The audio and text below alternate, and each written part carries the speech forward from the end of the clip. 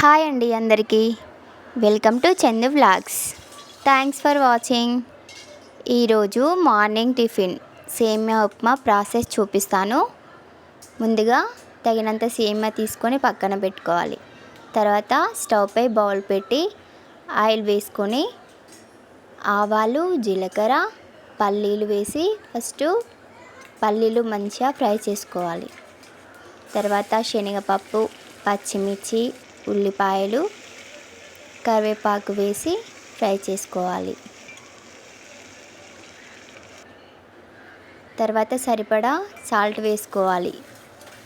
మంచిగా brown colour వచ్చేంత వరకు ఉంచుకొని తగినంత కొత్తిమీర వేసుకొని మంచిగా ఫ్రై చేసుకున్నాక సేమియా వేసుకొని మంచిగా కలుపుకోవాలి.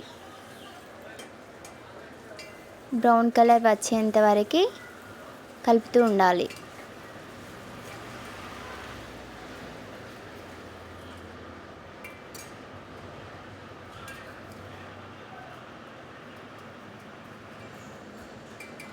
అది బ్రౌన్ కలర్ వచ్చాక వేరే ప్లేట్లో ఈ ప్యాటర్న్ అంతా పక్కన పెట్టేసుకోవాలి.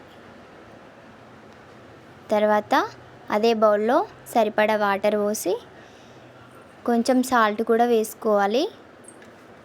వాటర్ మరిగినాక పక్కన పెట్టుకున్న సేమియా వాటర్లో వేసి గట్టిగా అయ్యేంత వరకు ఉంచుకొని స్టవ్ ఆఫ్ చేసుకోవాలి. అంతే, ఎంతో సింపుల్ మరియు ఈజీ అయిన సేమియా ఉప్మా రెడీ. Thank you.